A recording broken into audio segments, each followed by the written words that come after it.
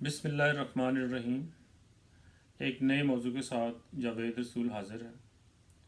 دوستو، آپ نے چند دن پہلے خبر سنی ہوگی کہ سینٹ آف پاکستان نے ایک بل منظور کیا ہے جس کی روح سے جہاں پر بھی کسی بھی جگہ کسی کتاب میں کسی اخبار میں ہمارے پیارے نبی حضرت محمد صلی اللہ علیہ وآلہ وسلم کا نام لکھا جائے گا تو اس کے ساتھ خاتم النبیین بھی لکھا جائے گا۔ یہ سن کر بڑی خوشی ہوئی کہ رسول کریم کے بارے میں ہمارے جو ممبران ہیں، ہمارے جو نمائندے ہیں، ان میں اتنا درد پایا جاتا ہے، اتنی محبت پائی جاتی ہے۔ لیکن میں منتظر ہی رہتا ہوں کہ کبھی سینٹ آف پاکستان کوئی ایسا بل بھی منظور کرے جس کی روح سے کسی ایسے حکمران کو جس کو سزا مل گئی ہو، اس کے نام کے ساتھ بھی کوئی کرپٹ وزیر اعظم لکھا جائے، کوئی بد دیانت وزیر لکھا جائے۔ لیکن ایسا نہیں ہوتا۔ یہ ہم دین کے بارے میں نمائشی باتوں پہ بہت زیادہ زور دیتے ہیں۔ ہمارا لباس، ہماری ٹوپی، ہماری ٹخنوں سے اوپر شلوار، اور گفتگو میں بار بار ذکر کرنا کہ میں جب گھر گیا تو سب سے پہلے نماز پڑھی، جب میں صبح اٹھا تو سب سے پہلے میں نے نماز پڑھی، میں کھانے سے پہلے نماز ضرور پڑھتا ہوں، وغیرہ وغیرہ۔ آج تھوڑا سا یہ ڈسکس کرتے ہیں کہ یہ جو منافقت ہے اور ریاکاری ہے، یہ شروع کیسے ہوئی، یہ مذہب کا کارڈ استعمال کیسے ہوا۔ کچھ دن پہلے میرے ایک بڑے ہی محترم دوست ہیں، کوثر باجوہ صاحب، انہوں نے مجھ سے پوچھا کہ ساڈے ٹائم تے داڑیاں بھی نہیں سن ہوندیاں، مسجداں وچ نمازی نہیں سی ہوندے، لیکن مذہب دی تے سوجھ بوجھ ادوں بھی بہت زیادہ ہوگی سی، ہن کی ہو گیا۔ تو ان کو میں کیا بتاؤں کہ اس وقت جو ہے نمائشی اقدامات زیادہ ہیں، منافقت ہم میں بہت زیادہ ہے، ریاکاری ہم میں بہت زیادہ ہے۔ اور اس کے جب ہم پس منظر میں جاتے ہیں تو اس کی ابتدا کی تھی جناب جنرل ضیاء الحق صاحب نے۔ جنرل ضیاء الحق صاحب نے پاکستان میں بہت زیادہ پرابلم جو ہے پیدا کیے ہیں۔ ابھی پچھلے دنوں ان کا یوم سیاہ بھی منایا گیا ہے 5 جولائی کو۔ میں کوشش کروں گا شاید اگلے ایک آدھ دن میں اس موضوع پہ بھی بات کروں۔ میرے خیال میں پاکستان میں کسی بھی حکمران نے اتنا نقصان نہیں پہنچایا جتنا جناب ضیاء الحق صاحب نے پہنچایا ہے۔ تو جب وہ اقتدار میں آئے، ویسے وہ ماشاءاللہ بڑے دیندار آدمی تھے، دیانتدار آدمی تھے، پابند صوم و صلات تھے، لیکن چونکہ وہ ایک پی این اے کی تحریک کو جو ہے اس کو بیک کر کے آئے تھے، لہذا انہوں نے اپنا اسلام کا جو ہے نا جو امیج اپنے طور پہ بنانے کی کوشش کی مولویوں کے ساتھ ملا کے۔ تو اس میں انہوں نے کہا کہ جی کسی بھی اخبار پہ، کسی بھی سرکاری لیٹر پہ جو کسی کو بھی بھیجا جائے گا سب سے اوپر بسم اللہ الرحمن الرحیم لکھا جائے گا۔ حالانکہ وہ اخبار جو ہیں ایک زمانے میں کچھ لوگوں نے اس کے اوپر آیات بھی لکھنی شروع کی تھیں، وہ ردی میں بکھ رہے ہوتے ہیں، نالیوں میں پڑے ہوتے ہیں، ان کی بے ادبی ہوتی ہے، لیکن صرف یہ بتانے کے لیے کہ مجھے اسلام سے، مجھے دین سے بہت زیادہ محبت ہے، اور انہوں نے یہ جو ہے سرکولر ایشو کیا کہ جی بسم اللہ الرحمن الرحیم ہر پیپر پہ لکھا جائے گا۔ حالانکہ اس کی کوئی ضرورت نہیں ہے۔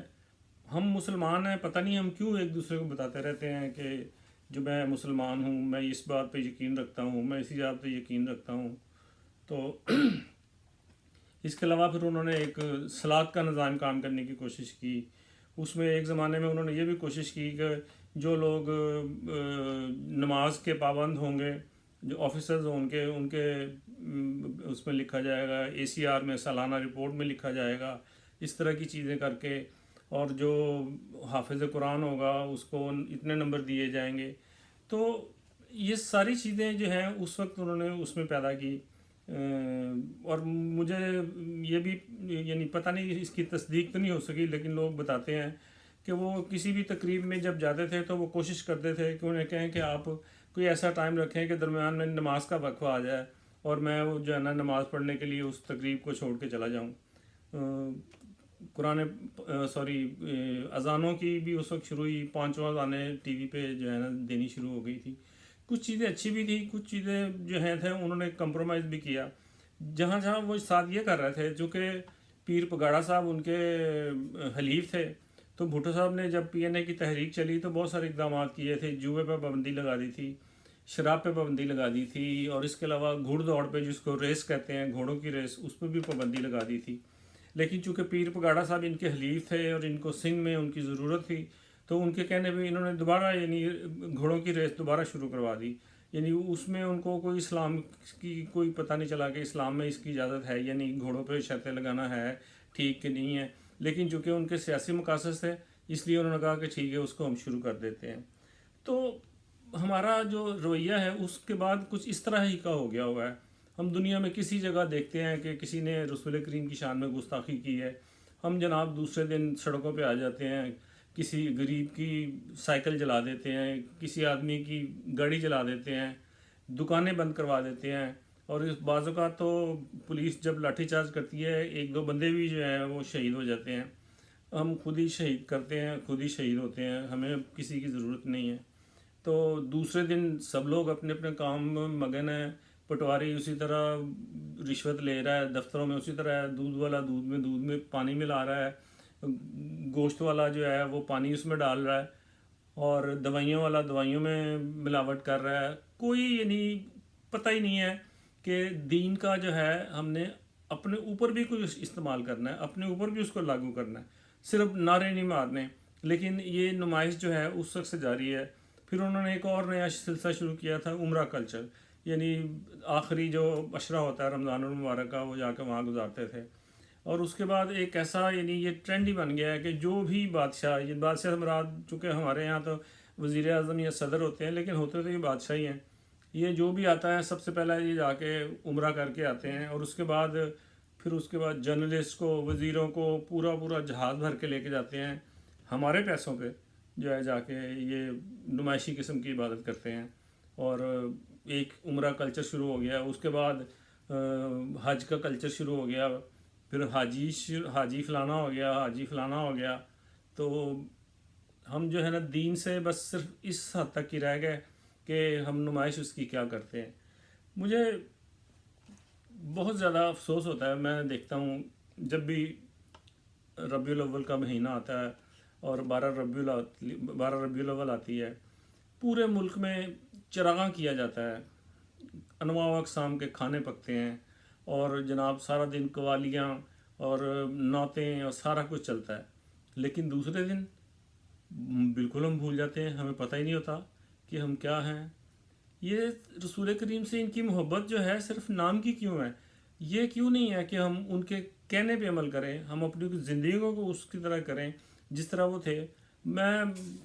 مجھے یعنی افسوس سے کہنا پڑتا ہے، ہمارے جو جتنے بھی بڑے بڑے عالم ہیں، سوائے شاید تقی عثمانی صاحب کے اور طارق جمیل صاحب کے، یہ تو بھلے لوگ ہیں، ورنہ میں نے تو ہر عالم کو غصے کی حالت میں پایا ہے. ابھی مفتی نعیم صاحب فوت ہو گئے ہیں، اللہ تعالیٰ ان کی مغفرت فرمائے. وہ ہر پروگرام میں دوسرے سے الجھ رہے ہوتے ہیں اور بعض اوقات تو بد زبانی بھی کر رہے ہوتے ہیں. مولانا طارق منیب صاحب کو دیکھ لیں، وہ بھی اسی طرح ہی ہے. حالانکہ اسلام میں اگر ہم رسول کریم کی زندگی کو دیکھیں تو انہوں نے تو ساری زندگی ہمیں یہ بتایا ہے کہ حلیمی، صبر اور تحمل، یہ ساری چیزیں جو ہیں ہمارے لیے بہت زیادہ ضروری ہیں. ہمارا دین اس کے بغیر مکمل ہی نہیں ہوتا.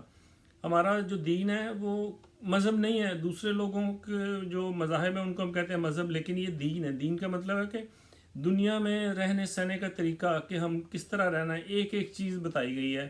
آپ نے گھر میں کس طرح داخل ہونا ہے، آپ نے کھانا کس طرح کھانا ہے، آپ نے اپنی بھائی کے ساتھ کیا سلوک کرنا ہے، آپ نے اپنے ہمسائے کے ساتھ کیا سلوک کرنا ہے، آپ نے نہانا کیسے ہے، آپ نے کھانا کھانا ہے تو کھانا کیسے کرنا ہے، کھانا اپنے آگے سے کھانا ہے وغیرہ وغیرہ، دائیں ہاتھ سے کھانا ہے، بسم اللہ پڑھنی ہے. ان چیزوں پہ نہیں ہے ہمارے زور. ہمارا مورت صرف نمائش پہ. ہم نے نماز پڑھ لینی ہے، ٹخنوں سے اوپر شلوار پہن لینی ہے، اور ہم سمجھتے ہیں کہ ہم بہت اچھے مسلمان ہیں. ابھی یہ یعنی کیا کہوں، میرا تو رونا ختم ہی نہیں ہوتا. پھر اس میں یہ بھی ایک پرابلم ہے کہ ایک ویڈیو کو ہم زیادہ لمبا نہیں کر سکتے. تو بہت سارے موضوعات ہیں جن پہ میں نے بات کرنی ہے. مثلا اسلام آباد میں جو مندر کا پرابلم ہے بڑا آج کل وہ ہوا ہے. پھر JIT ہے. پھر 5 جولائی ہے. لگتا ہے کہ اگلے 3 4 دن مسلسل مجھے کچھ نہ کچھ کہنا پڑے گا. تو اس وقت تک کے لیے مجھے اجازت دیجیے. اور حسب معمول جب میں آخر میں کہا کرتا ہوں کہ اگر آپ کو میری باتوں میں کچھ ایسی چیز لگے کہ یہ بات کسی اور تک بھی پہنچنی چاہیے تو اس کو ضرور شیئر کیجیے. میرے چینل کو سبسکرائب کیجیے. اپنا، اپنے دوستوں کا، اپنے اہل خانہ کا بہت بہت خیال رکھیے. اللہ حافظ.